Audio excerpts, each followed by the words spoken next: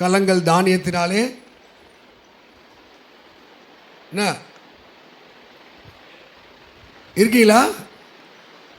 கலங்கள் தானியத்தினாலே நிரம்பும் ஆலையில் திராட்சரசமும் எல்லாத்தையும் அடிச்சு விட வேண்டியது தான், புரண்டு ஓடும்.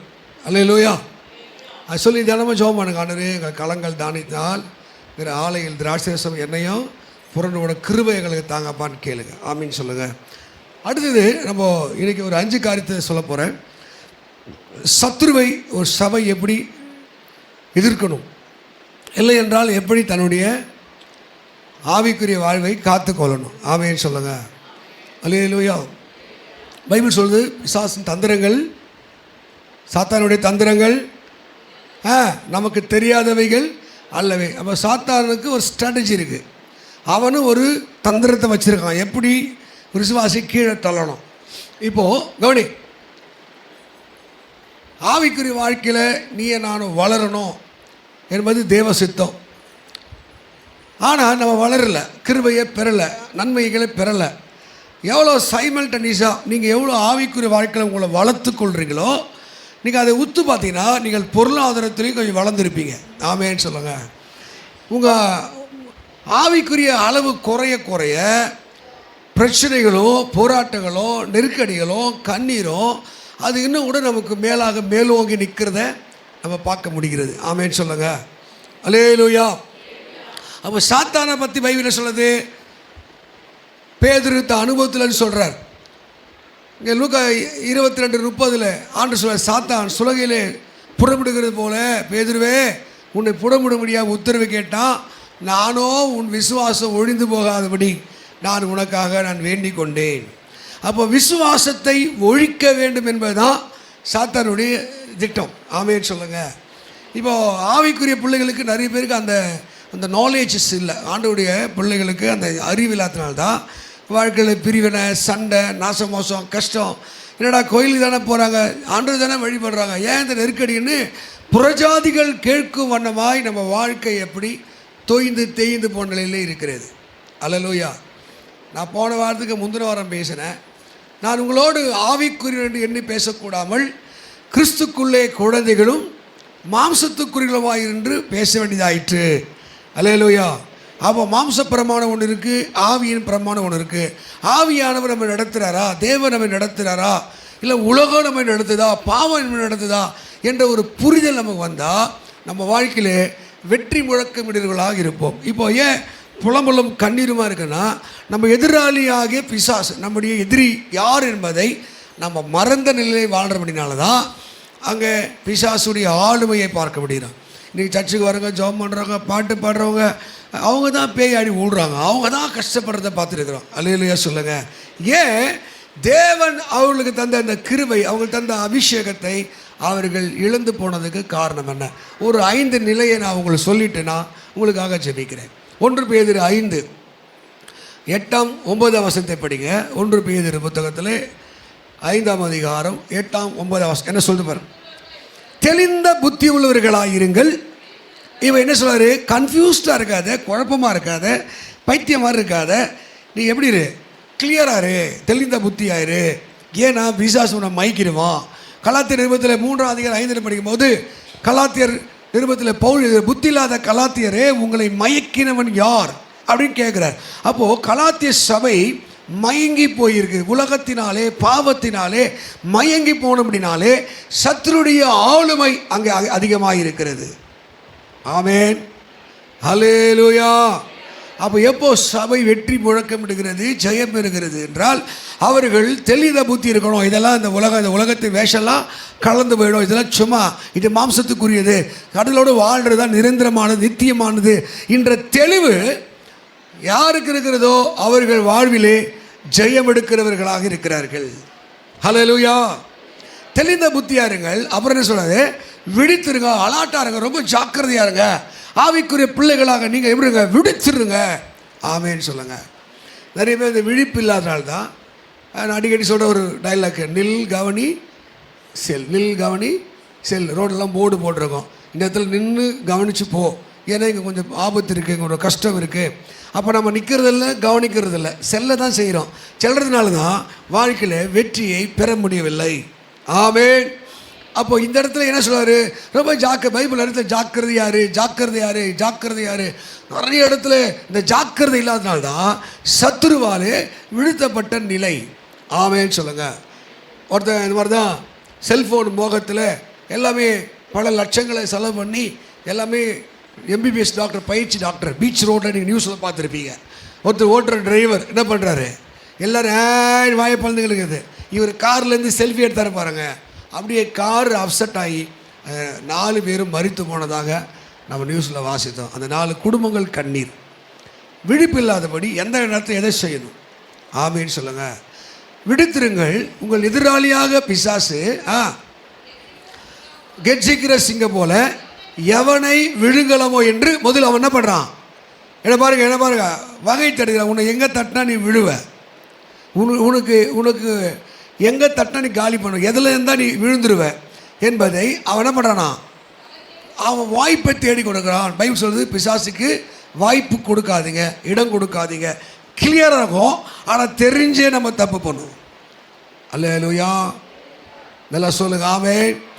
அப்புறம் பிசாசுக்கு இடம் கொடாதுருங்க. அப்புறம் எப்படி இருக்கணும்? அடுத்தது, விசுவாசத்திலே உறுதியாயிருந்து அவனுக்கு எதிர்த்து நில்லுங்கள். அல்லேலூயா. ஏன் எதிர்த்து நிற்கணும்? இந்த மாதிரி பாடுகள் நம்முடைய சகோதரர்கள், எத்தனையோ சபை மக்கள், நல்ல பக்தியானவர்கள்லாம் அவங்களுக்கு இந்த மாதிரி பாடு சாத்தான் நசுக்கி வேதனைப்படுத்தி காயப்படுத்தி அவங்கள வேதனைப்படுத்தினதை பார்க்கிறோம். அதனாலே கர்த்தருடைய சபையே நீ விழித்திரு. ஆமென். அல்லேலூயா. சாத்தா சபைக்கு செய்கிற துரோகம் என்ன? விசுவாசி செய்கிற துரோகம் 5 காரியத்தை அவன் செய்கிறான். 1, அவன் என்ன பண்ணுறானா? தேவனோடு உள்ள உறவை, தேவனோடு உள்ள ஐக்கியத்தை அவன் பிரிக்க பார்க்கிறான். இறைவனோடு உள்ள உறவு அவன் பிரிக்கப்படுகிறது. நல்ல ஜெபம் பண்ணுறாலும் ஜெபம் பண்ணல. உறவு என்ன? இந்த குடும்பங்களை பார்த்தீங்கன்னா, இந்த குடும்பத்தை பற்றி தான் நான் ரொம்ப ரொம்ப ரொம்ப யோசிக்கிற ஒரு காரியம். ஒரு குடும்பத்தில் அண்ணன், தம்பி, மாமா, மச்சான், அப்பா, அம்மா, புருஷன், மனைவிக்குள்ளே எந்த விரிசல் இல்லாமல் ஐக்கியமாக இருந்தால் அந்த குடும்பம் இயேசுவினால் நடத்தப்படுகிற குடும்பம். அல்லேலூயா. ஒரே வீட்டில் தனித்தனியான ஓலை, ஒரே வீட்டில் தனக்குத்தானே, மத்தேயு 12 சொல்லுது, தனக்குத்தானே பிரிந்திருக்கிற எந்த வீடும், எந்த பட்டணமும், எந்த நாடும் நிலை நிற்காது. அப்போ பிரிவினை சாத்தானுடைய முதல் ஸ்ட்ராட்டஜி என்ன? அவனுடைய முதல் தந்திரம் என்ன? இறைவனோடு ஒரு உறவை பிரிக்க வேண்டும். எந்த குடும்பம் இறைவனோடு உள்ள உறவு பிரிக்கப்படுகிறதோ அந்த குடும்ப உறவுகள் பிரிந்திருக்கும். அல்லேலூயா. ஆமென் சொல்லுங்க. அப்போ சாத்தானுடைய தந்திரத்தை சபைக்கு புரியல. அப்பா கிட்ட அம்மா பேசாது, அம்மா கிட்ட பேசாது. பிள்ளைங்க தான் மீடியேட்டர். அப்பா கிட்ட போய் 100 வாங்கினு வா, அம்மா கிட்ட போய் கேளு. மீடியேட்டர் பிள்ளைகள். அங்கே சாத்தான் தலைவனாக இருக்கிறான். உறவுகள் உடைக்கப்படுகிறது. அப்பா கிட்ட பேசாத பிள்ளைங்க எத்தனையோ பேர், சாகிற வரைக்கும் அப்பா கிட்ட பேசாத பிள்ளைகள் எத்தனையோ பேர். ஆமென். அம்மா கிட்ட பேசாத மகள்கள் எத்தனை பேர், புருஷங்கிட்ட பேசாத மனைவி எத்தனை பேர், மனைவி கிட்ட பேசாத பிள்ளைகள், கணவன் எத்தனையோ பேர். ஏனென்றால் அந்த குடும்பத்தை ஆளுகை செய்வது சாத்தானாக இருக்கிறான். அல்லேலூயா. சில பிள்ளைலாம் கர்வமாக இருக்கும்.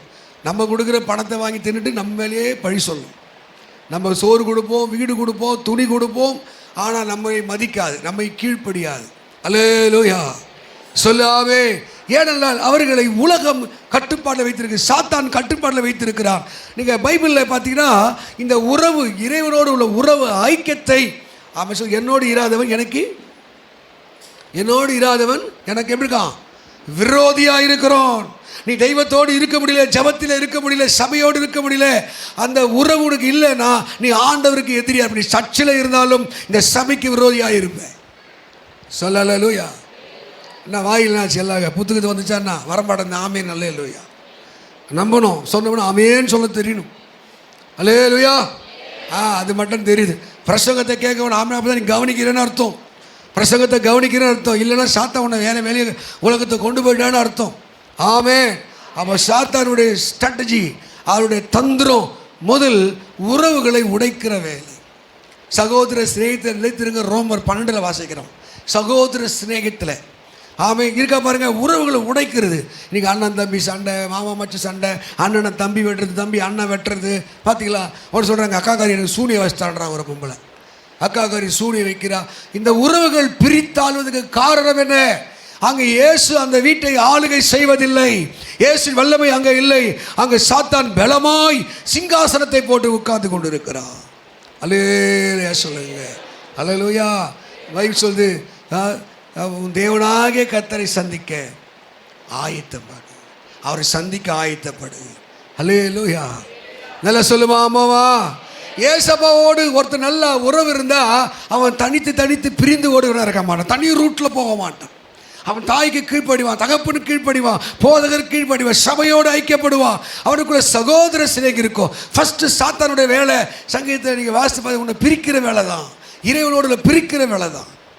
ஆதாம் ஏவாளை பற்றி பார்க்கும் போது ஆதியாக புத்தகம் 3ஆம் அதிகாரத்தில் 9-10 படிக்கும் போது ஆதாமும் ஏவாளும் தேவனோடு சம்பாஷித்து கொண்டிருந்தார்கள். ஏதேன் தோட்டத்திலே ஆண்டவர் ஆதாமோடு உலாவி கொண்டு இருந்தார். அல்லேலூயா. அங்கே பிரிவினை வந்தது. இடையில சாத்தான் நுழைந்தான். கவனிக்கணும். உங்கள் குடும்பத்தில் வேற ஒரு நபர் வந்து நீ இடம் கொடுத்தினா, வேறு நபருடைய ஆலோசனை கொடுத்தினா உன் குடும்பம் பிரியும், நீ பிரிந்துருப்ப. உன் குடும்பத்தில் மாத்திரம் ஆவிக்குரிய வாழ்க்கையில் இன்னொருடைய இன்றைக்கி நிறைய பேர் யூடியூப்பில் இந்த செல்ஃபோனில் சில மெசேஜெலாம் பார்த்துட்டு சபையை விட்டு பிரிஞ்சு கிடக்கிறான். இன்னொருத்தனா வந்து உன்னை ஊழியத்தை வளர்க்க போகிறான், இன்னொருத்தனா வந்து உன் நல்ல செய்ய போகிறான், இன்னொருத்தனா வந்து உன்னை ஆஸ்வதிக்க போகிறான். நிறைய பேருக்கு தெரியல. சபைக்கு தூரமாக இருப்பது காரணம் என்ன? ஊழியக்காரோடு தூரமாக இருப்பது காரணம் என்ன? கள்ள போதனை, கள்ள உபதேசங்கள். 3ஆம் ஆள் உள்ள ஏவாளுக்குள்ளே 3வது ஆள் சாத்தான் உள்ளே போனபடினால்தான் அவன் தோட்டத்தை விட்டு விரட்டடிக்கப்பட்டான். தேவனுடைய ஐக்கியத்தை தூர போக ஆரம்பித்தான். அல்லேலூயா. மூடனானவன் எந்த வார்த்தையை நம்புவானா? முட்டா பையன் யார் சொன்னாலும் கேட்பான், முட்டாள் யார் சொன்னாலும் நம்புவான். அல்லேலூயா. ஞானியோ உள்ளுக்க வைத்து சிந்திக்கிறான், நிதானிக்கிறான். தேவ மக்களே, உங்கள் உறவுகளை, ஐக்கியங்களை சத்துரு கையில் கொடுக்காதீர்கள், இயேசு கையில் கொடுங்க. இயேசு இருந்தால் முப்பரி நூல் அராதம். இயேசு குடும்பத்தில் இணைந்தார், வாழ்க்கையில் இணைந்தார். உங்களை யாராலும் எதுவும் செய்துவிட முடியாது. அல்லேலூயா. ஆமே. நீங்கள் படித்து பாருங்கள். சாத்தான் வராத வரைக்கும் அந்த குடும்பம், அந்த தோட்டம் மகிமை நிறைந்த தோட்டமாக இருந்தது. ஆண்டவர் ஆதாமோடு ஏவாளோடு சம்பாஷித்து கொண்டிருந்தார். பிசாசு வந்து அவங்களுக்கு பெருமையை உண்டாக்கி, ஆசைகளை உண்டாக்கி, இச்சைகளை உண்டாக்கி, ஆமேன், ஆண்டவர் மேலே ஒரு கீழ்ப்படியாமை உண்டாக்கும் போதுதான் அங்கே தேவ உறவு துண்டிக்கப்படுகிறது. உலக சிநேகம் தேவனுக்கு விரோதமான பகை. நீ உலகத்தை சிநேகிக்கும் போது, அதான் திரும்ப திரும்ப சொல்கிறது, உங்கள் பிள்ளைங்க ஆவிக்குற பிள்ளைகளாக இருந்தால் அங்கே லூக்கா 6 சொல்லுது, கனினாலே அறிவீர்களாம். கனி. இது ஆவிக்குரிய பிள்ளையா? இறைவனோட உறவு இருக்கா? ஒரு எரிச்சல், கோபம், டென்ஷன், தாயை அவமதிக்க, தகப்பன் அவமதிக்கிறது, ரொம்ப பெருமையாய், சோம்பேறியாய், கீழ்ப்படியாக இருந்தால் அவர்கள் சாத்தானிலே வஞ்சிக்கப்பட்டிருக்கிறார்கள். ஆமே. ஹல்லேலூயா. ஒரு விசுவாசி சபைக்கு விரோதமாக ரெண்டகம் பண்ணுகிறது, ஊழியக்காரர் விரோதமாக குறை பேசுகிறது, அவர்கள் சாத்தானுடைய போதனையிலே பிடிக்கப்பட்டிருக்கிறார்கள். ஹல்லேலூயா. ஆமே. அங்கே கலாத்தியர் 6:4 படிக்க, கலாத்தியர் 6:4 படிக்குது. ஆனால் இவங்க ஊருக்கு உபதேசம் பண்ணுவாங்க, ஆனால் அவங்கள பார்க்க மாட்டாங்க. இப்படி இருங்க, அப்படி இருங்க, நீ இப்படி பேசக்கூடாது, அப்படி பேசக்கூடாது, இப்படி இருக்கணும். ஆனால் கலாத்தியர் 6:4 என்ன சொல்லுது பாருங்க, அவனவன் தன் தன் சுய கிரிகளை சோதித்து பார்க்க கடவன், அப்பொழுது மற்றவர்களை பார்க்கும் போதல்ல தன்னையே பார்க்கும் போது மேன்மை பாராட்ட அவனுக்கு ஒன்றும் இடம் உண்டாகாது. மற்றவர்களை குறை சொல்வதனால் அல்ல, நான் என்னையே நான் உண்மை உள்ளனா, தேவனோடு உள்ள உறவிலே சரியாக இருக்கிறேனா. ஹல்லேலூயா. இன்னைக்கு அருமையான தேவ மக்களே, உங்கள் குடும்பத்தில் கசப்பு, வைராக்கியம் ஏற்றுக்கொள்ளுங்கள். கணவன் அப்படிதான் ஏற்றுக்கொள்ளுங்கள், மனைவி அப்படிதான் ஏற்றுக்கொள்ளுங்கள், பிள்ளைகள் அப்படிதான் ஏற்றுக்கொள்ளுங்கள், பெற்றோர் அப்படிதான் ஏற்றுக்கொள்ளுங்கள். அந்த கிறிஸ்துவின் அன்பினாலே. 1 கொரிந்தியர் 16 என்ன சொல்லுது ஏமா? என்ன சொல்லுது? 1 கொரிந்தியர் படி. 1 கொரிந்தியர் 16 சொல்லுது, உங்கள் காரியங்கள் அன்பினாலே செய்யப்பட கடவது. எதை செஞ்சாலும் நேசித்து செய்யுங்கள். அல்லேலூயா. ஆமென். அப்போ அன்பில்லாதவன் தேவன் அறியான். உலக சிநேகம் தேவனுக்கு விரோதமான பகை. நீங்கள் சமைக்கிறியா, வீடு வேலை செய்கிறியா, கணவனுக்கு மனைவி பணியாற்றுகிறியா, கிறிஸ்துவின் அன்பினாலே செய். அல்லேலூயா. அதுதான் அன்பில்லாதவன் தேவனை அறியான். தேவன் எப்படி இருக்காராம்? அன்பாகவே இருக்கிறார். அப்போ அன்பை முறிக்கிற வேலை தான் சாத்தானுடைய முதல் வேலை. நமக்கு விரோதி தாய் கிடையாது, தகப்பன் கிடையாது, பிள்ளைகள் கிடையாது. அப்போ அங்கே ஒரு கஷ்டங்கள் மன வருத்தங்கள் உண்டா, நம்ம எங்கேயோ தவறு இருக்கிறோம். ஆண்டவரே எனக்கு அந்த ஞானத்தை தார். எனக்கு என் உறவுகள் தான் முக்கியம், என் தாய் தான் முக்கியம், என் தகப்பன் தான் முக்கியம், என் மனைவி தான் முக்கியம், என்னுடைய கணவன் தான் முக்கியம். இந்த உறவில் யார் சரியாக இருக்கிறாங்களோ அவர்களை ஆண்டவருடைய கட்டுப்பாடிலே இருக்கிறார்கள். அல்லேலூயா. ஆதாமும் ஏவாளும் தேவனுக்கு இடமில்லாத போது அவர்கள் தேவ ஆலயத்தை விட்டு துரத்தடிக்கப்படுகிறார்கள். அல்லேலூயா. நல்ல சொல்ல அல்லேலூயா. அப்போ கிறிஸ்து உங்களை ஆளுகை செய்ய வேண்டும் என்றால், கிறிஸ்துவின் மகிமை உங்களை நிரப்பப்பட வேண்டும் என்றால், இன்னைக்கு ஒப்புரவாங்க. எங்கெல்லாம் இறைவனுடைய உறவு துண்டிக்கப்பட்டிருக்கிறது, எங்கெல்லாம் ஏசப்பாவுடைய ஐக்கியம் குறைந்திருக்கிறது. ஆமே. என்னோடு இராதவன் எப்படி இருக்கானா, எனக்கு அவன் விரோதியாக இருக்கிறான். அல்லேலூயா. இன்னைக்கு ரெகுலராக அந்த ஜெபம் பண்ணாதுங்க பாருங்களா, ரெகுலராக காலையிலையோ ராத்திரியோ ஜெபம் பண்ண சாத்தான் தங்குற கூடாரமாக இருப்பார்கள். அவங்களுக்குள்ள பிசாச ஆவிகள் இருக்கும். நீ ரெகுலராக காலையிலோ ராத்திரியோ அரை மணி நேரமோ ஒரு மணி நேரம் ஜெபிக்கவில்லை என்றால் நீங்கள் சத்துருவால் வீழ்த்தப்பட்டு போவீர்கள். அல்லேலூயா. எத்தனையோ ஊழியக்காரர்கள். ஆமே. எங்கள் சர்ச்சில் ஒருத்தர் இருந்தான். அவங்கள்ட்ட சொன்னேன், தம்பி உனக்குள்ள ஜெபம் குறையாகுது, தம்பி ஜெபம் குறையா இருக்குது. ஊழியம் ஓடி ஓடி செய்வார், ஜெபம் குறைந்தது. ஆனால் இன்றைக்கு அது ஊழியத்திலே இல்லை, ஆண்டவர் தூக்கி எறிந்தா. ஆமே. நிறைய பேருக்கு ஊழியம் செய்ய ஆசை இருக்கும், ஊழியம் யாரும் வேணா செய்யலாம், ஆனால் உறவு தேவனோடு சரியாக இருக்க வேண்டும். ஆமே. அல்லேலூயா. நீங்கள் தேவனோடு நல்ல உறவு நல்ல ஐக்கியமில்லை என்றால் நீங்கள் ஆண்டவருடைய ஆசீர்வாதத்திற்கு புறமானவராய் மாறுவீர்கள். அப்போ முதல் காரியம், சாத்தானுடைய முதல் வேலை என்ன பண்ணுற வேலை? ஆண்டவரோடு இருக்கிற உறவை முறிக்கிற வேலை. நீங்கள் பைபிளில் நிறைய பேர் ஆவிலே ஆரம்பித்து மாம்சத்தில் முடித்தார்கள், நல்ல ஜெபிக்க ஆரம்பித்தவர்கள், ஊழியம் செய்ய ஆரம்பித்தவர்கள், கொடுக்க ஆரம்பித்தவர்கள், ஊழியக்காரருக்கு தோல் கொடுக்க ஆரம்பித்தவர்கள், அவங்க வாழ்க்கை எண்டு ரொம்ப பரிதாபமாய் போனதுக்கு என்ன காரணம்? தேவனோடு உள்ள உறவு குறையும் போது. ஆமே. பணத்து மேலே ஆசை வைத்து, இந்த பிரபஞ்சத்து மேலே ஆசை வைத்து தேமா எங்களை விட்டுலாம் போனான். பையனுக்கு பணத்து மேலே ஆசை வைத்த அவன் யூதாஸ் காரியர் தேவ ராஜ்யத்தை இழந்தான். அவன் பணத்து மேலே ஆசை வைத்த கேயாசி அவன் குஷ்டத்திலே மாட்டிக்கொண்டான். பணத்து மேலே உலகத்தை ஆசை வைத்த அனனியா செப்பரியால் செத்து போனார்கள். உலக சிநேகம் அது தேவனுக்கு விரோதமான பகை. ஆவே. உலகம் உங்களை நினச்சிருக்கீங்களா? உங்களை கண்டிப்பாக ஏமாத்தோம், ஒரு நாள் ஏமாத்தோம். பாவம் ஒரு நாள் உங்களை ஏமாத்தோம். ஆமேன்னு சொல்லுங்கள். ஒருவேளை தாயோடு தகப்பனோடு நல் மனம் பொருந்தவில்லை, இதே ஆவியோடு இன்னொருத்த வீட்டுக்கு போகாத. இன்னொருத்த வீட்டுக்கு போ, அந்த வீட்டு குடும்பத்தையே அழிச்சிருவேன். நீ அந்த குடும்பத்தையே அழிச்சிருவேன். பிசாசு உன்னை பெரிய வேதனைக்குள்ள கருவியாய் மாற்றி விடுவான். ஆமே. உனக்குள்ள தாழ்மை இல்லை, பொறுமை இல்லை, சகிப்புத்தன்மை இல்லை, இல்லைன்னா நீ உறவுகளை வளர்க்க முடியாது. ஆமே. ஒரு பொண்ணு ஒரு வீட்டுக்கு போயிடணுன்னு தண்ணி கொடுத்துனோம் போயிடணும், கூட்டு குடும்பம் பிடிக்காதுன்னா அது சாத்தான கட்டுப்பாட்டிலே இருக்கிறது. ஆமே. பிசாசுடைய தந்திரத்திலே இருக்கிறது. ஆமாவா. யாரெல்லாம் குடும்ப ஒரு பாப்பா சொல்லுச்சு, பாஸ்டர் எனக்கு மாப்பிள்ளை பாருங்கள் பார்த்துடலாமா, ஆனால் அது கூட்டு குடும்பமாக இருக்கணும், நிறைய பேர் இருக்கணும், நிறைய பேர் மத்தியில் தான் நான் பக்தி உள்ளவளாய் காண்பிக்கணும், நிறைய பேர் மத்தியில் நான் விசுவாசம் உள்ளவளாய் காண்பிக்கணும். ஆமேன்னு சொல்லுங்க. ஆனால் இப்போ இருக்கிற பசங்களாம் எப்படி? அப்பா அம்மா இருக்கக்கூடாது, நாத்தினார் இருக்கக்கூடாது, மச்சனர் இருக்கக்கூடாது. எங்கள் தேசத்தில் கூட ஒரு பொண்ணு சொல்லிச்சு, மாமனார் இருக்கக்கூடாது, மாமியார் இருக்கக்கூடாது பாருங்கன்னு நினச்சி. நான் சொன்னேன், போகும்போது பாட்டில் ஆகிட்டு பால்டாய்டு வாங்கிட்டு போடுமா, டவுரியில் சேர்த்து வாங்கிட்டு போ. போனோன்னு மாமனாருக்கு மாமியாக்கி ஊற்றி கொடுத்துரு, அவங்க செத்துருவாங்க, நீயும் உன் புருஷன் மட்டும் இருப்பீங்க. ஆமேன்னு சொல்லுங்கள். யார் இருக்கு அந்த சேவை மனப்பான்மை இருக்கோ, சகிப்பு மனப்பான்மை இருக்கோ, கிறிஸ்து அவங்க ஆளுகை செய்கிறார். போன வாரம் ஒரு பாஸ்டர் ஒய்ஃபு அந்த 12 வாரம் ஜபத்துக்கு வந்தவங்களுக்கு தெரியும். அவங்க சாட்சி சொன்னாங்க, ஏன்னா எங்கள் அப்பா இப்படி வளர்த்தார். அந்த வீட்டு போனால் எங்கள் மாமனார் பயங்கரமான குறை, எப்போ பார்த்தாலும் குறை. நான் போகும்போதே ஏசப்பாட்டு சொன்னேன், எந்த நிலைமையிலும் என்னை வாயை திறக்க மாட்டேன், எந்த நிலையிலும் நான் திருப்பி பேச மாட்டேன், எந்த நிலையிலும் நான் கோபப்பட மாட்டேன், எவ்வளோதான் என்னை தூஷித்தால் என்ன, எவ்வளோதான் குறை பேசினாலும். ஆமென். ஆனால் இன்றைக்கு என் வீட்டில் சமைக்கிறது, எனக்கு சோறு கட்டுறதுலேருந்து என் 2 பிள்ளைகளை வளர்க்குற வரைக்கும் எங்கள் மாமியார் செய்கிறார்கள். நான் அன்றைக்கி நான் கோபப்பட்டிருந்தேனா, சண்டை போட்டிருந்தேனா, எதிர்த்து பேசியிருந்தேனா, என் உரிமைக்காக நான் குரல் கொடுத்துருந்தேனா, இப்படி நல்ல உறவுகளை நான் இழந்து போயிருப்பேன். ஹல்லேலூயா. ஆமென். அல்ல சகோதர சிரியத்தில் ஐக்கியத்தை பலப்படுங்க. சங்கீதம் 133 சொல்கிறது, இதோ சகோதரர்கள் ஒருமித்து வாசம் பண்ணுவது எத்தனை நன்மையும் எத்தனை இன்பமாக இருக்கிறது. அல்லேலூயா. சகோதரர்கள் ஒருமித்து வாசம் பண்ணும்போது தான், ஒருத்தரோடு ஒருத்தர் ஐக்கியப்படும் போது தான் அது நன்மையும் இன்பமாக இருக்கிறது. ஒருவேளை அண்ணனோ தங்கையோ அக்காவோ தம்பியோ உங்கள் அன்பை புரிந்து கொள்ளாமல் இருக்கலாம். நீ ப்ரூவ் பண்ணு. ஆவே இந்த அன்பு இல்லாதவன் தேவனை அறியான். தேவன் எப்படி இருக்காரான்? எப்படி இருக்காரு? அன்பாயிருங்கள், ஐக்கியத்தை விரும்புங்கள்.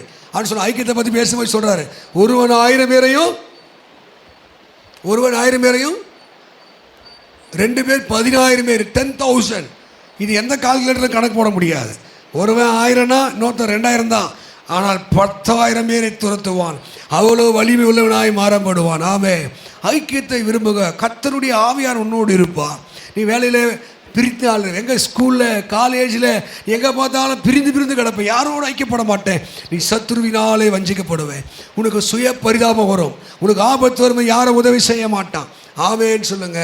நீங்கள் இந்த இரக்கம் உள்ளவர்களும் ஐக்கியத்தை விரும்புகிறவர்களும் அன்பை விரும்புமாய் மாறு. ஒருவேளை குணங்கள் அப்படி இருந்தால், சுவாபங்கள் அப்படி இருந்தால், ஆண்டவரே நான் பிரிந்து வாழ்கிறவனாக இருக்கிறேன், தனித்து வாழ்கிறவனாக இருக்கிறேன். பைபிள் சொல்லுது, பிரிந்து வாழ்கிறது தனக்குத்தானே பிரிந்திருக்கிற எந்த தேசமும் எந்த நாடும் எந்த பட்டணமும் எந்த வீடும் என்ன பண்ணாது, அது நிலைத்திருக்காது. ஆமே சொல்லுங்க. அப்போ ஐக்கியத்தை நீங்கள் விரும்பும் போது அங்கே தேவனுடைய ஆசீர்வாதத்தை பார்க்க முடியும், கர்த்தருடைய வழிநடத்தலை பார்க்க முடியும். அங்கே ஏவாளையும் அங்கே நீங்கள் ஆதாமை பார்க்கும்போது அந்த இயேசுவோடு உள்ள ஐக்கியம் அவங்க ஆசீர்வாதத்தை தூரமாக்கினது, அந்த ஏதனத்தோட தூரமாக்கினது. இன்றைக்கி நிறைய பேருடைய வாழ்வில் நன்மையும் கிருபையும் வீட்டுக்குள்ளே வரல. ஒரு சில வீட்டில் இந்த வீட்டின் தலைவர் இயேசுன்னு போர்டு போட்டுருவாங்க, அங்கே பிசாசு தான் தலைவராக இருப்பான். சண்டை, பகை, விரோதம். வீட்டின் தலைவர் இயேசு. ஆமே. உங்கள் வீட்டு தலைவர் யாராக இருக்கிறா? இந்த சரித்து தலைவர் யாராக இருக்கிறாங்க? இயேசுக்கு தலைவராக இருந்தால் அந்த வீட்டிலே ஆசீர்வாதம் தங்கும். ஒரு வேளை 5 நிமிஷம் 10 நிமிஷம் நீங்கள் ஜெபிக்கிற ஆளந்தா அப்பாவோட உறவை நீங்கள் அதிகரிங்கள். அங்கே யாக்கோபு 4:8 சொல்லுது, தேவனிடத்தில் சேருங்கள், தேவன் உங்களிடத்தில் சேருவார். ஆமே. 1 சாமுவேல் 2:30 சொல்கிறது, அவரை கனம் பண்ணுங்கள், அவர் உங்களை கனம் பண்ணுவார். அவரை தழுவி கொண்டால் அவர் உங்களை கனம் பண்ணுவார். ஆமே. சங்கீதத்தில் நீதிமொழிகளில் அங்கே 8:17 சொல்கிறது, அதிகாலையில் என்னை மேலே சொல்வது, என்னை சிநேகிக்கிறவர்களை நான் சிநேகிக்கிறேன். நீ ஏசப்பா மேலே ஒரு அன்பு ஒரு காதல் ஒரு நேசம் இருந்தால் அவர்களை சிநேகிக்கிறார். அல்லேலூயா. பவுல் கலாத்திய கொரிந்தி சபைக்கு எழுதுகிறார், 2 கொரிந்தியர் 5:14 எழுதுகிறார், கிறிஸ்துவின் அன்பு என்னை நெருக்கி ஏவுகிறது. ஆமே. கிறிஸ்துவின் அன்பு உங்களுக்கு நிரம்பி இருக்கான்னு பாருங்க. ஏசப்பாவின் அன்பு நிரம்பி இருக்கான்னு பாருங்க. அவர் மேலே ஒரு நேசம் இருக்கா பாருங்க. அல்லேலூயா. ஏசப்பா திரும்பி உங்களை நேசிக்கணும், அவருக்கு மேலே நேசிக்கணும். அந்த நிலைக்கு தேவனிடத்திலே அன்பு கூறுவதற்கு என்ன நடக்குதா? சகலமும் நன்மைக்கு ஏதுவாய். ஒரு வேளை நீங்கள் எல்லாமே தீமை நடக்கா, இன்றைக்கி சொல்லு, தாவீது சொல்கிறான், சங்கீதம் 18:1 சொல்கிறான், என் பெருநாகை கர்த்தாவே உம்மிலே அன்பு கூறுவேன். அப்போ இறைவனோடு உள்ள உறவு, தன் தனப்பனோடு தாயோடு இருக்க வேண்டிய உறவு. ஆமேன்னு சொல்லுங்கள். அல்லேலூயா. ஒரு பிறந்த நாளா கல்யாண நாளா நம்ம பிடிச்சவானு எந்த ஆட்டம் வர்றோம், நான் தான் அடிக்கடி சொல்வேன். இந்த சர்ச் குரூப்பில் பார்த்தீங்கன்னா அவங்களுக்கு பிடிச்சாலாம் happy birthday happy birthday happy birthday. முதல் சாரதி பையனுக்கு பர்த்டே, அவங்க சொந்தக்காரர் 2 பேரும் யாரோ ஒருத்தர் 3 பேர் தான் போட்டுருந்தாங்க, அதில் ஹாப்பி பர்த்டே. நீங்கள் இன்னொருத்தருக்கு விஷ் பண்ணால் தான் இன்னொருத்தருக்கு பண்ணுவான். அதான் பாசி அன்பு. எப்படி தான். ஆனால் உண்மையான அன்புனா பார்த்தீங்கன்னா அன்கண்டிஷனல் லவ், நிபந்தனை இல்லாத லவ். ஆமே. அது கண்டிஷனே கிடையாது. நீங்கள் இதை செஞ்சால் அது செய்வேன், நீ கறி கொடுத்தா கறி கொடுப்பேன், துட்டு கொடுத்தா துட்டு கொடுப்பேன், நீ சிரிச்சா நான் சிரிப்பேன். இது மனுஷ அன்பு. தெய்வீக அன்பு அப்படி இல்லை, எதிர்பார்க்காத ஒரு அன்பு. அல்லேலூயா.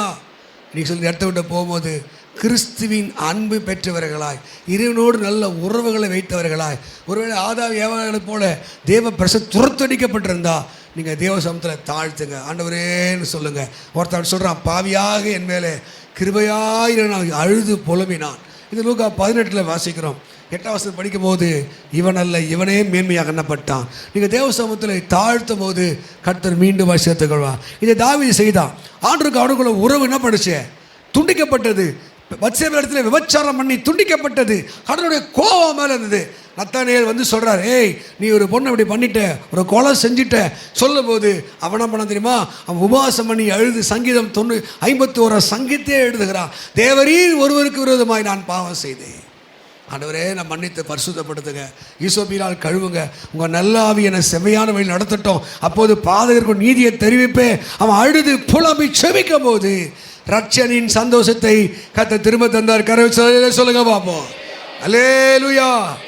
அவன் முதலாவது நாம் என்ன பண்ணோம்? பிசாசுக்கு இடம் கொடுக்கக்கூடாது. ஆண்டரோடு உள்ள உறவு சரியாக இருக்க பாரு, தெய்வரோடு உள்ள ஐக்கியம் சரியாக இருக்க பாரு.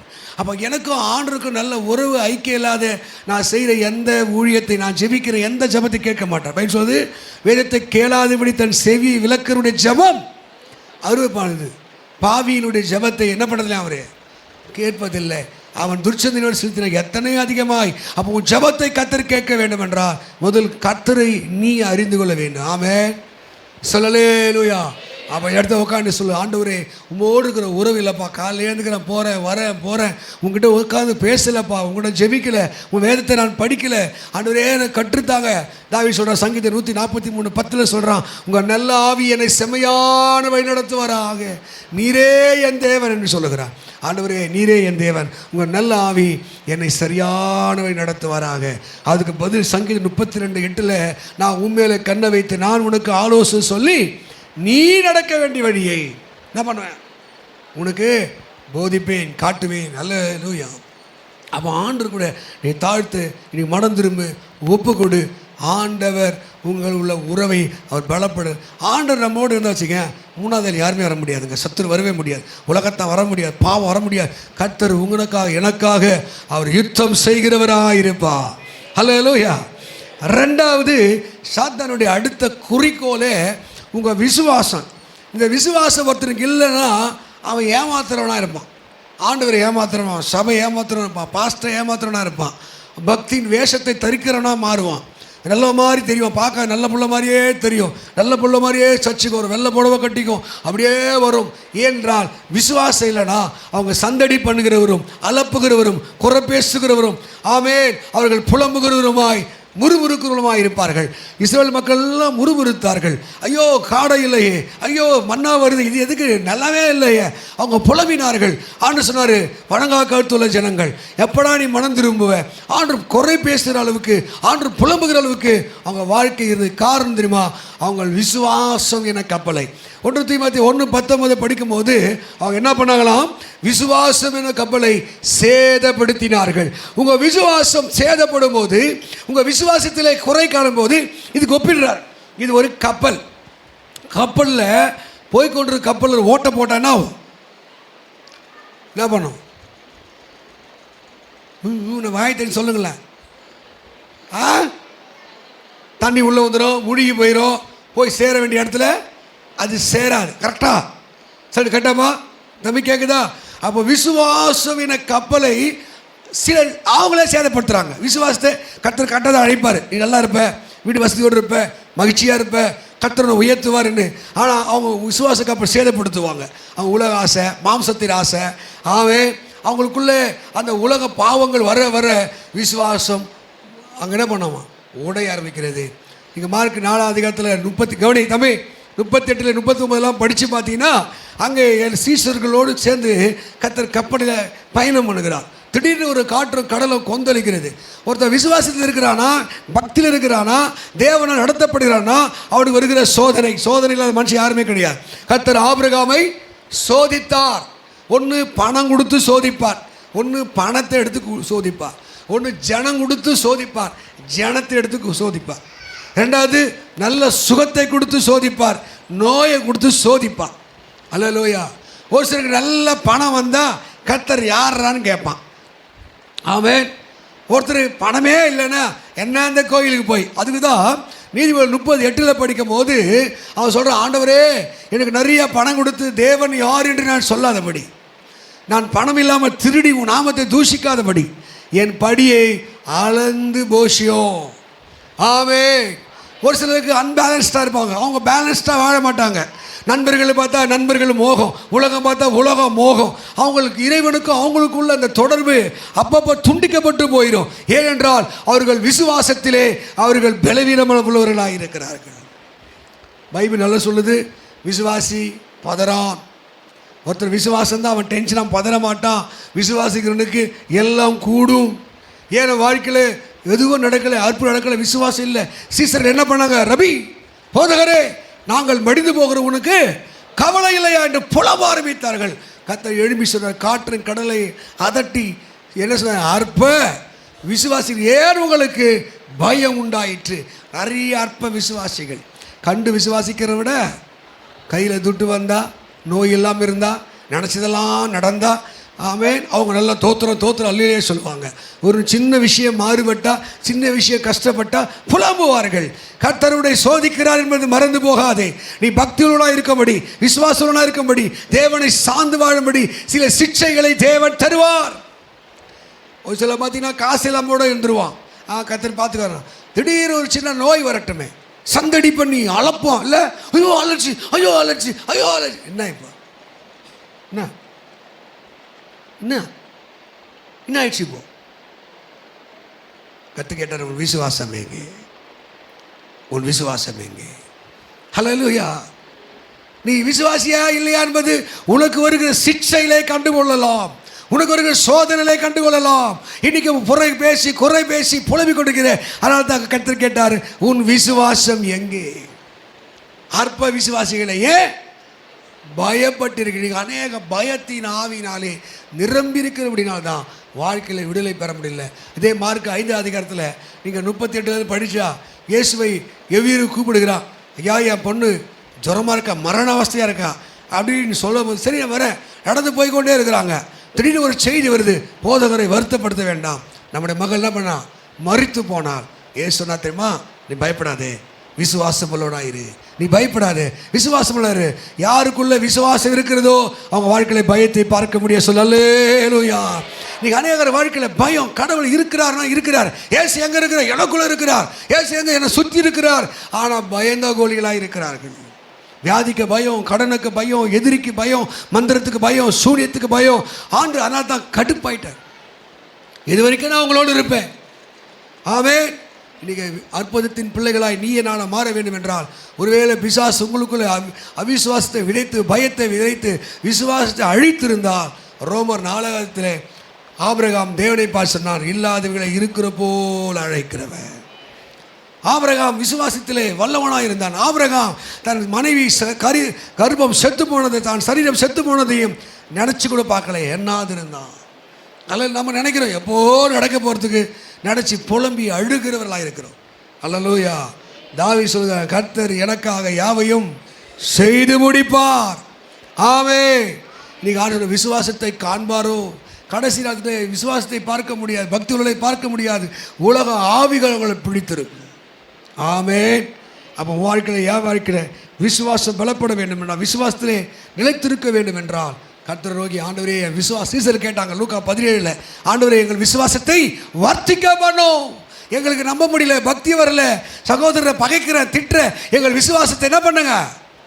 வர்த்திக்க பண்ணும். நீ கேட்டீங்கன்னா உங்கள் விசுவாசம் எப்போ விசுவாசம் வளரும்? நீ பிரசங்கத்தை கேட்கும் போது வரணும், நீ ஜெபிக்கும் போது விசுவாசம் வளரும், நீ வேதத்தை கேட்கும் போது விசுவாசம் வளரும். அப்போ நீ ஜெபிக்க, வேதத்தை கேட்க, ஆமென், நீ தேவ சமூகத்தில் ஒப்பு கொடுத்தினா உன் விசுவாசங்கள் வளர ஆரம்பிக்கிறது. ஹல்லேலூயா. அது விசுவாசத்திலே உறுதியாக இருந்து அவனை எதிர்த்து நில்லுங்கள் பைபிள் சொல்லுகிறது. 3வது இந்த பக்தி வைராக்கியம். இப்போது இந்த கடைசி காலத்தில் எப்படி இருக்காங்க? 2 தீமோத்தேயு 3:5 சொல்லுது, பக்தியின் வேஷத்தை தரித்த பாரு. நாத்தியம்மன் எப்படி அழகா புது சிருஷ்டி, மெய்யான தேவன் போர்டு, கையில் பைபிள் இல்லை, இதை கழட்டி வச்ச சட்டை கழட்டி வச்ச பிறகு எல்லாம் பழைய சிருஷ்டி. ஆமாவா? இந்த பக்தி, நான் காலையில் சொன்ன பக்தி என்பது என்ன தெரியுமா? அது ஒரு தொற்று நோய் மாதிரி. அது தொற்று நோய் மாதிரி. தொற்று நோய் எப்படி? நான் இவர் பக்கத்தில் போய் இருமிக்கிட்டே இருக்க வச்சுக்க, அவர் 2 நிமிஷம் அவர் தும்ப ஆரம்பிப்பார். எனக்குள்ள இருக்கிற அந்த விஷக்கிருமிகள் போய் அவர் தொத்த ஆரம்பிக்கும். நான் கற்றுக்கிட்டது, நான் பக்தியாக இருந்தால், நான் தெய்வ பயத்தோடு இருந்தால், அது என்ன மாத்திரம் என் மனைவியை, என் கணவனை, என் புருஷனை, நான் பழகிற எல்லாரையும் அது பற்றி பிடிக்கும். நான் பக்தியின் வேஷத்தை தரிக்கிறவனாக இருந்தால், இப்போது நீங்கள் போய் அந்த இடத்துல எந்த டயர்டு என்ன வரலனாலும், என் பிள்ளை நீ நல்லா கவனித்து பார்த்தீங்கன்னா, காலையில் எழும்பணுன்னு ஜெபம் பண்ணுவான், நேராக எழுந்து போய் பைபிளுக்கு தான் கையை வைப்பான். நைட்டு தூங்கும்போது பாருங்கள், போய் ஜெபம் பண்ணாமல் படுத்ததே நீ பார்த்துருக்க முடியாது. சின்ன வயசுலேருந்து அவன் கற்றுக்கிட்ட ஒரு விஷயம், எழுத ஒன்று ஆண்டு நோக்கி ஜெபம் பண்ணுவான். இது எங்கே கற்றுக்கிட்டான்? அது எங்களை பார்த்து கற்றுக்கிறான். அல்லேலூயா. அப்போ நாங்கள் ஜெபிக்க கற்றுத்தரும் மாத்திரம் இல்லை, நாங்கள் அவர்களுக்கு முன்பாக முழங்கால் படிட்டு நாங்கள் ஜெபிக்கிறதை அவன் பார்க்கிறான். ஆமென் சொல்லுங்க. அப்போ பக்தி என்பது வேஷமாய் மாறி போனது. ஞாயிற்றுக்கிழமை கோயிலுக்கு போனோம், நாய் படாத பாடு. ஞாயிற்றுக்கிழமை சர்ச்சுக்கு போகலாம், சத்துரு அடிப்பான். ஞாயிற்றுக்கிழமை சர்ச்சுக்கு போகலாம், அந்த வேலை உருப்படாது. இந்த பயத்திலே வருமே தவிர, ஆனால் தேவனை குறித்த ஒரு பக்தி நமக்கு இல்லை. அப்படி பழைய ஏற்பாட்டு காலத்தில் சாத்ராக், மேஷாக், ஆபேத்நேகோ ராஜாவின் கட்டளைக்கு பயப்படலை. அவங்க கடவுள் மேலே இருக்கிற பக்தி, நீ நிறுத்தின பொற்சிலையை நாங்கள் வணங்க மாட்டோன்ற உறுதியாக இருந்தாங்க. உயிர் போயிடும் பரவாயில்லையா, உயிர் தானே போட்டோன்னு தன் உயிரையும் கொடுக்க பக்தியிலே வைராக்கியம் உள்ளவர்கள். இப்போ நண்பர்களை பார்த்தா மாறிடுது, உலகம் பார்த்தா மாறிடுது. ஒருத்தர் இந்து கல்யாணத்தில் கிறிஸ்துவ வைக்கிறான், ஆயுர் எல்லாருக்கும் போட்டு வர்றான், இவனுக்கு தள்ளி குஞ்சு போட்டு விட்டுக்கிறான். பக்தி இல்லை, பக்தி இல்லை. ஆமே. அங்கே பிரசாதம் கொடுக்குறான், வாங்கிட்டு வருது, வாங்கிட்டு வருது. ஆமேன்னு சொல்லுங்க. ஹல்லேலூயா. நான் கூட ஒரு வீடு வாடகை இருந்தோம், எங்கள் பக்கத்து வீட்டில் வாடகை இருந்தோம். அந்த அம்மா வந்து கேட்டுச்சு, பாஸ்டர் நீங்கள் பிரியாணி கொடுத்தா வாங்கிக்கிற, எது கொடுத்தாலும் வாங்கிக்கிற, நாங்கள் எதனா கொடுத்தா போல வாங்க மாட்டேங்க. அதான் வாசகம் மேலே கோவம். ஏமா நீ வா, கரெக்டாக கேட்டேன், இங்கே வா, இங்கே பைபிள் இப்படி போட்டிருக்கு, அஞ்ஞானிகள்னால் நீங்கள் ரட்சிக்கப்படாத, இயேசு ஏற்றுக்கொள்ளாதவங்க. அஞ்ஞானிகள் படைக்கிற படைப்பு தேவனுக்கல்ல, எங்கள் பைபிளில் பேய்க்குன்னு போட்டுக்குது. இதை தெரிஞ்சு நாங்கள் தப்பு பண்ணால் ஆண்டோடைய கோபம் எங்கள் வந்துடும். நீங்கள் தப்பாக நினச்சிக்காதீங்க, நாங்கள் வந்து உங்களை நேசிக்கிறோம், உங்களுக்காக தான் ஜெபிக்கிறோம், இதை நாங்கள் சாப்பிட்டா எங்களுக்கு இதெல்லாம் நடந்துடும் அப்படின்னு சொல்லும்போது, எனக்கு தெரியாத பாஸ்டர், நான் தப்பாக நினச்சிக்கிட்டேன்னு சொன்னாங்க. ஆமேன்னு சொல்லுங்க. பக்தி எங்கே, வைராக்கியம் எங்கே தேவர் மேலே? இப்போது நீங்கள் வாசிங்களேன், என்னாக புத்தகம் 25 படித்து பாருங்கள், 13ஆம் வசனம் படிங்க. என்னாக 25:13 பாருங்க, ரொம்ப அழகான வசனம் சொல்லுது. அப்போ கவனி, என்னாக 25:13 இப்போ இஸ்ரேல் மக்கள் பாலாக்குனுடைய போதனை கேட்டு என்ன பாருங்கள், ஒருத்தர் பைபிள் எடுத்து வச்சுங்க.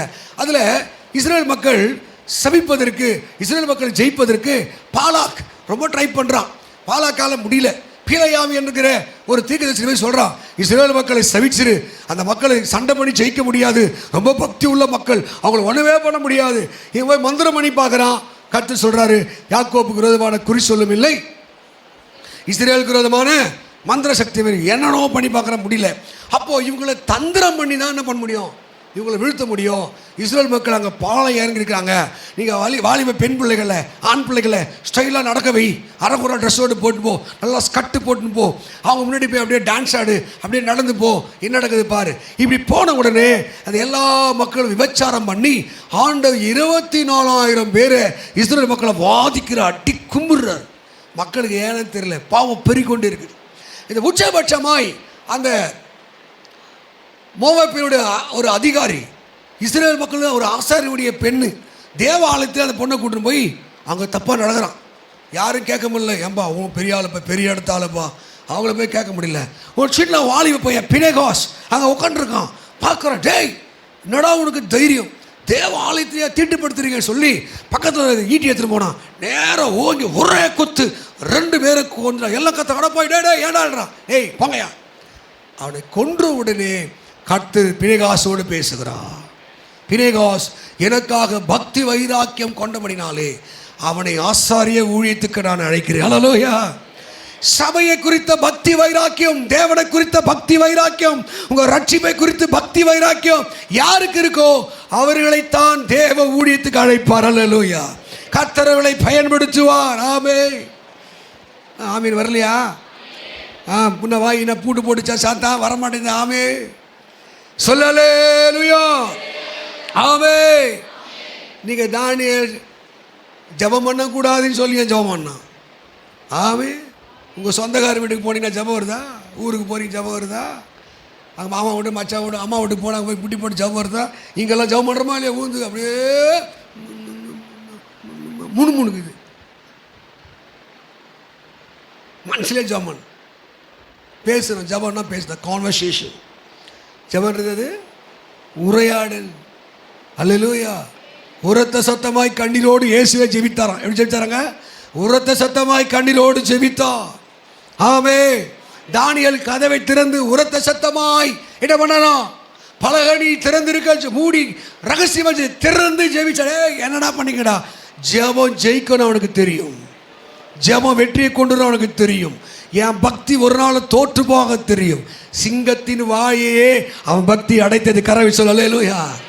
உங்கள் பக்கத்து வீட்டில் 3வது வீட்டில் சிங்கம் போல அவன் திட்டிட்டுங்கிறான், வேலையில் நெருக்கடி, போகிற இடத்துல சண்டை, போகிற இடத்துல கஷ்டம்னா உன் பக்தியை கொஞ்சம் கூட்டு, விசுவாசத்தை கொஞ்சம் கூட்டு. அல்லேலூயா.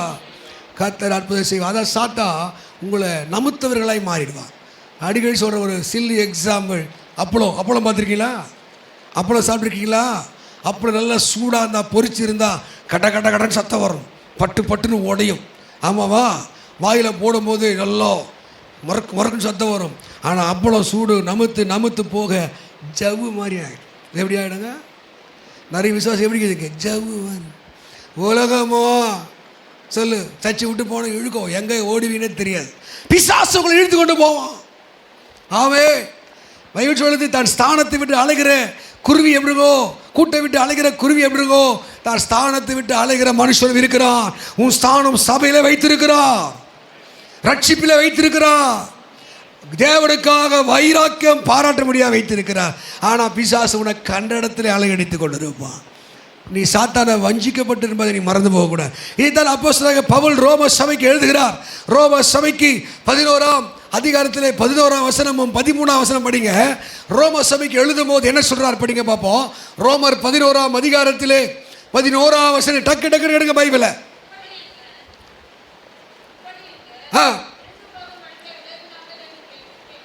விழுந்து போகும்படி இடினார்களா என்று கேட்கிறேன். அப்படி அல்லவே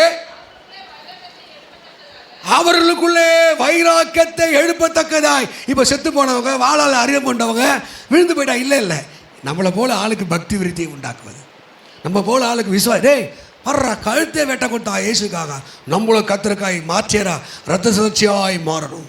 13ஆம் வசனம் படிங்க.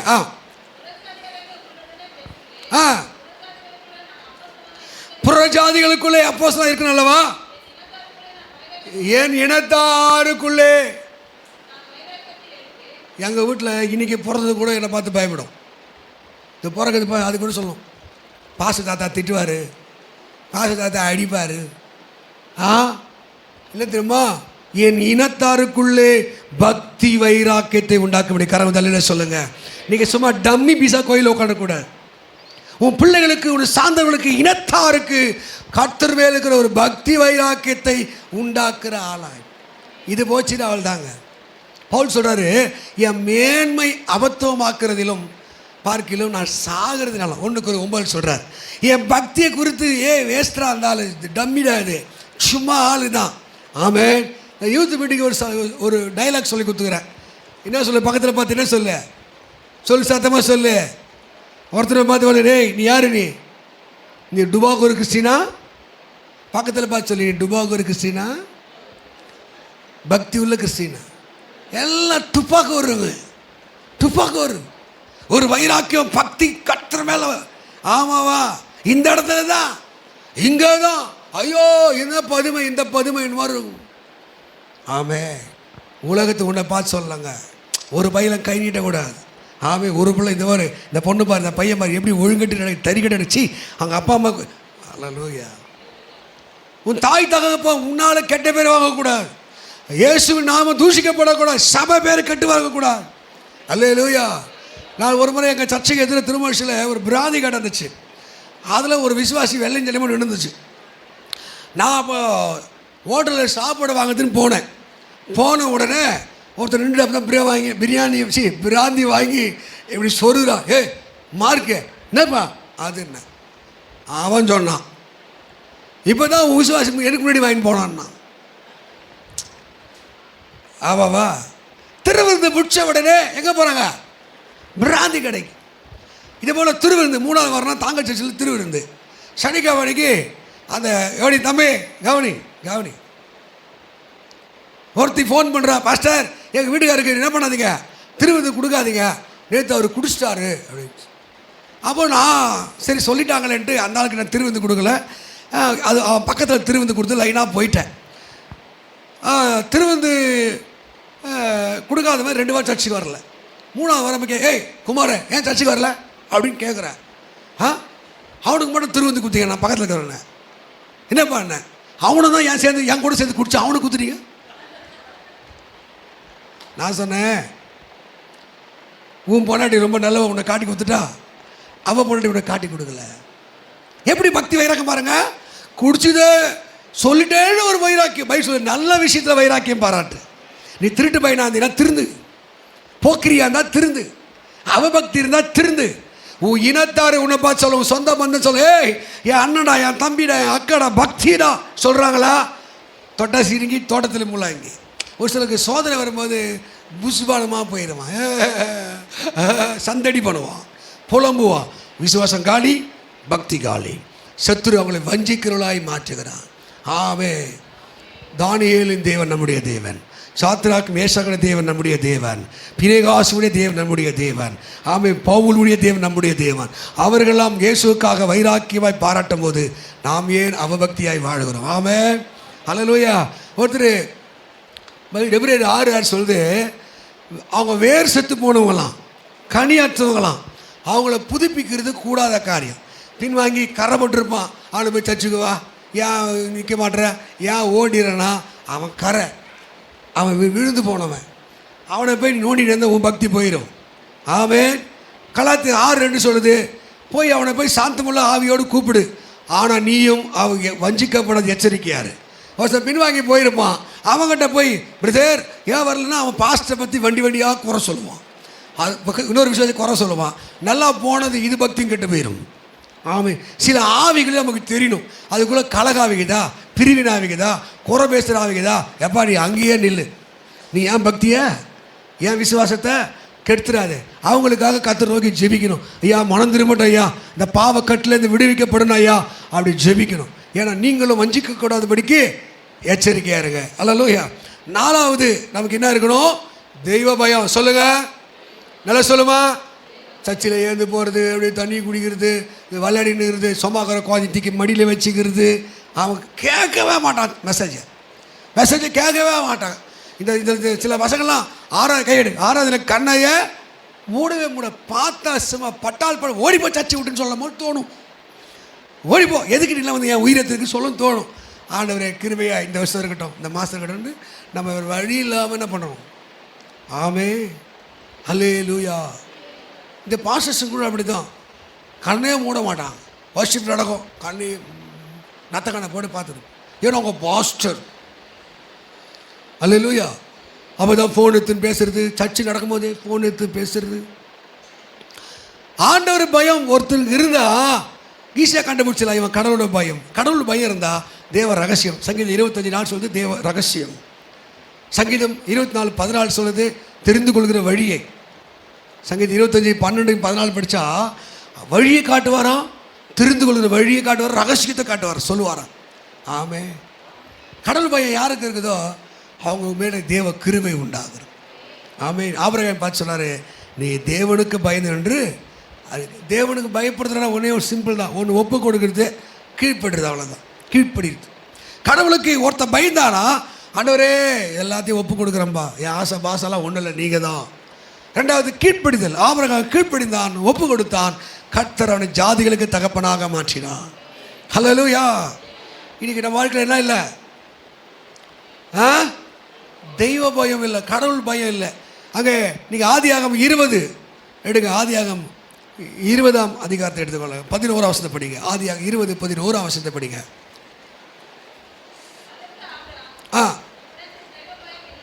இவ்விடத்திலே தெய்வ பயம் இல்லை என்று ஆருங்க ஆண்டவர் ஆபிரகாம் கேட்குறாரு, என்னப்பா இப்படி பண்ணிட்டு? அந்த ராஜா கேட்குறான், ஏன் இப்படி உன் பொண்டாட்டியை போய் சகோதரின்னு சொல்லிட்ட? ராஜாவே, இந்த இடத்துல தெய்வ பயம் இல்லை.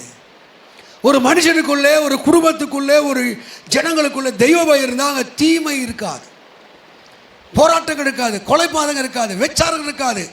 ஆமே. இன்னைக்கு தேசத்தில் கடவுள் பயம் தான் சிறு பிள்ளைகளை பலாத்காரம், லஞ்சம், கொலை, கொள்ளைகள். காரணம் கடவுள் பயம் இல்லை. சங்கீதம் 12 தாவீது சொல்றார், ரட்சியம் கர்த்தாவே, பக்தி உள்ள அற்று போகிறான், உண்மை உள்ளவன் மனுப்புத்திரையிலே குறை. எது பேர் பயம் இருக்கு? கடவுள் பயம் இருக்கு. நீதிபதி 28:14 சொல்லுது, எப்போதும் பயந்திருக்கிறவன் பாக்கியவான். சங்கீதம் அங்கே 147 சொல்லுது, கர்த்தருக்கு பயந்து அவர் கிருபைக்கு காத்திருக்கு மேலே தேவன் பிரியமாயிருக்கிறார். ஹல்லேலூயா. கர்த்தருக்கு பயப்படுறது என்ன? நீதிமொழிகள் 8:13 சொல்லுது, தீமையை வெறுப்பது கர்த்தருக்கு பயப்படுகிற பயம். அல்லேலூயா. எத்தனை பேரில் கடவுள் பயம் இருக்கு? கடவுள் பயம் என்ன? நீ சர்ச்சுக்கு கீழ்படுறியா, பாஸ்டருக்கு கீழ்படுறியா? அவன் தாவீதை வந்து சவுல் துரத்திக்கிட்டே இருக்கான். ஒரு இடத்துல சவுல் வகையாக மாட்டிட்டான். திடீர்னு போய் சால்வை அறுத்து நிற்கிறான். தூரம் போய், பாத்தியா, உன்னை வெட்டுருவேன் பாரு. ஒரு முறை டாய்லெட்டு போயிடுகிறாரு, அவன் சொம்பத்திட்டு வந்துடுறான். ஐயா சொல்லுங்க, அந்த சத்த நாயை காலி பண்ணி வெட்டிடுறான்றான். ஏய், கர்த்தரால் அபிஷேகம் பண்ணனை தொடாத, கர்த்தரால் அபிஷேகம் தொடாத. அவனுக்குள்ள தெய்வ பயம் இருந்தது. நமக்கு வாய்க்கு வந்ததெல்லாம் பேசி பேசி பேசி ஆசீர்வாதத்துக்கு பதிலாய் நாம் சாபத்துக்கு உள்ளவளாக இருக்கிறோம். ஹல்லேலூயா. நல்லா சொல்லலேலூயா. அப்போ நீயும் நானும் வெற்றி பெற வேண்டும் என்றால், ஆசீர்வாதத்தை பெற வேண்டும் என்றால், கிருபைகளை பெற வேண்டும் என்றால், நம்ம ஆவிலே தெய்வம் எப்போது இருக்கணும். ஆமென். ஹல்லேலூயா. சொல்லு பயமா, சொல்லு, அதையிலே சொல்லு. கடவுளுடைய பயம் இல்லைன்னா வச்சுக்க, நீ துன்மார்க்கமாக தான் வாழ்வே. தாய் கீழ்ப்படி, தகர்ப்பு கீழ் மாட்டேன், சபைக்கு கீழ்ப்படிய மாட்டேன். ஆமேன்னு சொல்லுங்க. இப்போ ஒரு சில பார்க்குறது, கீழ்ப்படி தேருமா தேராதா? இது தேரும் தேராது. நாளைக்கு நல்லவன் ஆகிடுவான், நாளைக்கே அப்படிலாம் ஒன்றும் கிடையாது. சொல்கிறார், விளையும் பயிர் ஐந்திலே வளையாதது, உட்கார பிஞ்சங்க ஒரு உட்கார வைமாங்க, கீழே உட்காரங்க, இழுத்திக்கிட்டு வந்து சிப்போம். அல்லேலூயா. ஆமென் சொல்லுங்க. ஐந்திலே வளையாதது என்னது? ஆமென் சொல்லுங்க. அல்லேலூயா. அப்போ அதில் என்ன சொல்லுது? இந்த தெய்வ பயத்தோடு ஊடலாக ஒரு வார்த்தை இருக்குது. நீதிமொழி 22:4 தாழ்மைக்கும் ஒருத்தர் கடவுள் பயப்படுறானா முதல்ல அவன் என்ன இருக்குங்க சொல்லுங்களேன். இப்போ அதிகாலத்துக்கு எல்லாத்தையும் திட்டினேன், சொர்ணியே இருக்காது, என்ன இல்லை, அவனுக்கு கடவுள் பயம் இல்லைன்னா தாழ்மை இருக்கு. ஆமாவா? சொல்லுங்களாங்க. தாழ்மை உள்ளவனுக்கு சொல்லு இல்லை, இது கிருபை அளிக்கிற. கிருபைனா ஒருத்தர் தாழ்மை அந்த கிஃப்ட்ஸ் கொடுத்துட்டே இருப்பார், வரங்களை கொடுத்துட்டே இருப்பார், ஆசீர்வாதம் கொடுத்துட்டே இருப்பார். அவன் வளர்ந்து கொண்டே இருப்பான். உனக்கு 10 நாள் கூட வேலை கிடைக்காது. 10 நாள், மாதத்துக்கு 10 நாள் கூட கஷ்டம்தான். ஏன்னா உன்னை கெடுப்பதற்கு, அழிப்பது சாத்தான் ரெடியாக இருக்கான். உனக்கு விரோதமாக பிசாசு யுத்தம் பண்ணி கொண்டே இருக்கான். அதை உடைச்சிட்டு வெளியே வரணும்னா தாழ்மை. ஆமென். அவர் தாழ்மையில் கிருபை அளிக்கிறார். தாழ்மைக்கும் கர்த்தருக்கு பயப்படுதலுக்கும் வருகிற பலன், வருகிற லாபம் என்னவா? ஐஸ்வர்யமும் கனமும் ஜீவனும். நல்ல ஜீவனா இருப்பேன், பணம் வந்துக்கிட்டே இருக்கும். 4 பேர் உன்னை பார்த்து மரியாதை வணக்கம் பண்ணுவான். உன்னை பார்த்து 4 பேர் வணக்கம் பிரதர், உனக்கு சோத்திரம் கூட வைக்க மாட்டான். உன் விசுவாசி நேரம் வரும், கம்முன்னு போய் எரும மாடு மாதிரி போயிட்டு இருக்கான். இதுக்கு சோத்திரம் தான் கேடுன்னு போயினே இருக்கும். ஹல்லேலூயா. ஆமென். நீ கனத்துக்குரிய பாத்திரமாய், மதிப்புக்குரிய பாத்திரமாய் மாற வேண்டும் என்றால் இறை பயம் எப்போதும் இருந்து கொண்டிருக்கணும். தாவீது சொல்கிறான், இது ஆபிரகாம் சொல்கிறான், இந்த இடத்துல கடவுள் பயம் இல்லை. ஏசப்பா, என் பிள்ளைகளுக்கு, என் மனைவிக்கு, எனக்கு தெய்வ பயம் தாங்க ஆண்டவர், தெய்வ பயம் தாங்க ஆண்டவர். நீ தெய்வ பயம் இருந்து நான் பிசாசு தானாகவே ஓடி போவான். அல்லேலூயா. சாத்தா அடுத்து எடுக்க துணிகரத்தை தருவான், தெய்வ பயத்தை எடுத்துருவான். தாவீது சொல்கிறான், துணிகரமான பாவத்துக்கும் மறைமுகமான குற்றத்துக்கும் தெய்வமே என்னை விலக்கி காத்துற துணிகரம். எங்கள் மத வாக்குவாதத்தின் ஆவி, வாக்குவாதம், பொண்டாட்டியோட வாக்குவாதம், புருஷனோட வாக்குவாதம், பிள்ளைகளோட ஒரே ஆர்கியூமெண்ட். அங்கே தெய்வ பயம் இல்லை. அல்லேலூயா. கீழ்ப்படுதல் இல்லை. 5வது சாத்தா செய்கிறான் அடுத்த ஸ்ட்ராட்டஜி, ஆலயத்துக்கு புறம்போக்குவது, சபைக்கு புறம்போக்குவது. வயசுவது நீதிமான் சபையில் பாவி நிலை நிற்பதில்லை. உன்னோட சர்ச்சை விட்டு கட் பண்ணுறான், ஆராதனை விட்டு கட் பண்ணுறான், ஒரு ஜப கூட்டத்துக்கு கட் பண்ணுறான். இந்த யூத் மீட்டிங்லாம் சிலதான் ஆள் விட்டு அனுப்பிச்சேன், ஒரு டெஸ்ட்டு தான். அப்புறம் அதில் என்னென்ன கண்டு போகிறதில்ல, டெஸ்ட்டு. ஆலயத்தை விட்டு நீ நிற்கிறான், நீ நிற்கல, பேய் உன்னை இழுக்கிறான். அல்லேலூயா. தேவ ஆலயத்தை யாரெல்லாம் தேடி போகிறாங்களோ தேவன் உண்டென்றும் தம்மை தேடுகளுக்கு பலனளிக்கிறான். அல்லேலூயா.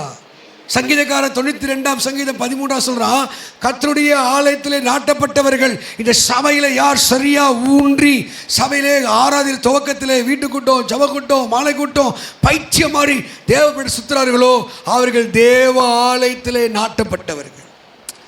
சிலலாம் அந்த பணத்துக்கு பொருளாதாரத்துக்கு ஒருத்தர் சர்ச்சுக்கு 3 முறை வந்தானா. போன வந்தால் சொன்னேன், எத்தனை முறை வந்தான்? 3 முறை சர்ச்சுக்கு வந்தானா. ஒன்று பிறந்த குழந்தையா இருக்கும்போது எடுத்து வந்து சர்ச்சில் பிரதிஷ்டை பண்ணாங்க. 2வது கல்யாணத்துக்கு சர்ச்சுக்கு வந்தானா. 3வது செத்த பிறகு வந்தானா. சர்ச்சில் அவனுக்கு ஜாமணி அமிச்சாங்களாம். ஆமே. இங்கே நிறைய பேர் ஆலயத்தை ஏதோ ஒரு சடங்கு செய்கிற இடமாய், கல்யாணம் பண்ணுற இடமாய் மாற்றிட்டாங்க. ஆனால் தேவ ஆலயத்திலே ஆராதிக்க சொல்ல வேண்டும், தேவனை மகிழ்ப்படுத்த சொல்ல வேண்டும். பழைய ஏற்பாட்டு காலத்திலே இந்த ஞாயிற்றுக்கிழமை, அதாவது ஓய்வு நாளிலே ஒருத்தர் வேலை செஞ்சால் அவன் கொல்லணும்னு போட்டிருக்கு.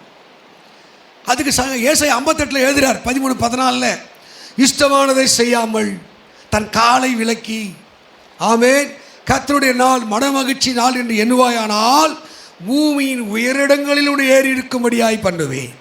ஆண்டவருடைய ஆலயத்தை, ஜபத்தை, ஜபக்கூட்டத்தை, ஆராதனையிலே யார் ஒரு ஓடி வந்து நிற்கிறார்களோ அவங்களாம் ஊருக்கு போக நேரம் இருக்கும், சுற்றுறதுக்கு நேரம் இருக்கும். இந்த ஆட்டோ ஓடுறலாம் ஆள்கிட்ட எல்லாத்தையும் சுற்றுவான். ஏப்பா வரல டியூ கட்டணும், ஏப்பா வரல லோனு கட்டணும், ஏப்பா வரல. அந்த ஒரு நாளில் இவர் கட்டிடுவார்.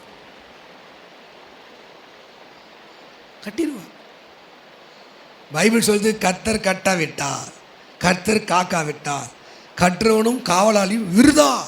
சங்கீதம் 127 1-2. ஆமென். அப்போ ஆலயத்தில் நாட்டப்படி இப்போ அந்த ரசிகனை வந்து கிட்டத்தட்ட ஒரு 10-12 வயசு 15 வருஷமாக அவங்க வீட்டு போயிட்டு இருக்கேன். நான் 10 வயசுலேருந்து பார்த்துட்டு இருக்கேன். இவர் இலங்கையிலேருந்து வந்திருக்கார். இலங்கையிலேருந்து தேவ ஊழியக்காரர். இந்தியாவில் பைபிள் காலேஜ் படிக்க வந்திருக்கார். அவங்க அப்பா ஒரு நல்ல ஒரு தாய்களை ரொம்ப பாசக்கார தாய். நான் அந்த காலத்தில் பார்த்தேன், இந்த காலத்து வரைக்கும் அதே பொறுமை, அதே பக்தி. ஆலயத்தில் ஒரு 2 வருஷம் முன்னாடி நாங்கள் போனோம். நல்லா மழை வர பெய்யுது, வண்டி ஓரம் சரியில்லை. அந்த ஆட்டோ எல்லாம் மலை நாடுகள். அதில் பாவம் புள்ள இங்கே நின்று எங்களை ஏற்றிட்டு போய், ஆமாவா பக்தி. ஆலயத்தில் ஒருத்தர் வளர வளர வளர இன்றைக்கி நான் இந்தியாவில் தான் பைபிள் காலேஜ் படிப்பேன்ட்டு அத்தனை ஆயிரங்களை செலவு பண்ணிவிட்டு இங்கே வந்திருக்கான். இன்றைக்கி மதுரைக்கு போகிறாரு, நாளைக்கு போய் அட்மிஷன் ஆகணும் பைபிள் காலேஜ் படிக்க. ஆலயத்தில் நாட்டப்பட்டவர்கள். இவங்க அப்பாவுக்கு நான் நல்லா ஒர்க் பண்ணிகிட்டு இருந்தார், கம்ப்யூட்டர் சிஸ்டம் நல்லா தெரியும், கீபோர்டு நல்லா போடுவார். அவங்க அப்பாவுக்கு ஒரு பெருமை, என் பிள்ளை ஒரு ஊழியக்காரனாய் வர வேண்டும். ஆமே. இன்றைக்கி ஆலயத்தில் நாட்டப்பட்டால் தேவ பிரகாரங்களிலே நீங்கள் செழித்திருப்பீர்கள். ஆமேன்னு சொல்லுங்கள். இன்றைக்கி ஒப்பு கொடுங்க. என்னை சபையை விட்டு பிசாசு பிரிச்சிட்டான், ஊழியக்காரனோடு பிரிச்சுட்டான். நான் ஆலயத்தில் இல்லை, சும்மா பேருக்கு தான் உட்காந்துருக்கேன். ஆண்டவரே, நான் ஆலயத்தில் நாட்டப்பட்டவளாய் நாட்டப்பட்ட என்னை மாற்றுங்கப்பா. பிசாசு வஞ்சகத்தை. இன்றைக்கி சங்கீதம் 1:4-5 படிச்சுனா, நீதிமான் சபையிலே பாவி நிலை நிற்பதில்லை. நீ ஒரு பாவி. பாவிக்கு இந்த இடத்துல இடம் கிடையாது. பிசாசு வெளியே பிடிங்கி கொண்டு போவான். நீ இந்த ஆலயத்தில் நிற்கிறனா முழங்கால் படிக்கணும். ஆலயத்தில் போய் ஒருத்தன் ஜெபித்தான், பாவியாக என்மேலே கிருபையாயிரும். தன் மார்பிலை அடித்து கொண்டு வானத்துக்கு நேராக கண்களை ஏறெடுக்க துணியாமல் ஆண்டவரே காதறி அழுதான். அவனை தான் ஆண்டவர் அங்கீகரித்தான். ஒருத்தன் கூட மனம் திரும்பினான், ஆண்டவரே என்னை மன்னியும். அவன் மனம் திரும்பி என்ன பண்ணான்? தகப்பன் வீட்டை நினைத்தான். தகப்பன் வீட்டை நினைத்தான். தூரதேசத்துக்கு எல்லா சொத்துக்களை அழித்தான். அவன் புத்தி தெளிந்து என்ன பண்ணனா? தகப்பன் வீட்டை நினைத்தான். கண்களை மூடமா இன்னைக்கு சொல்லு, ஆண்டவரை பார்த்து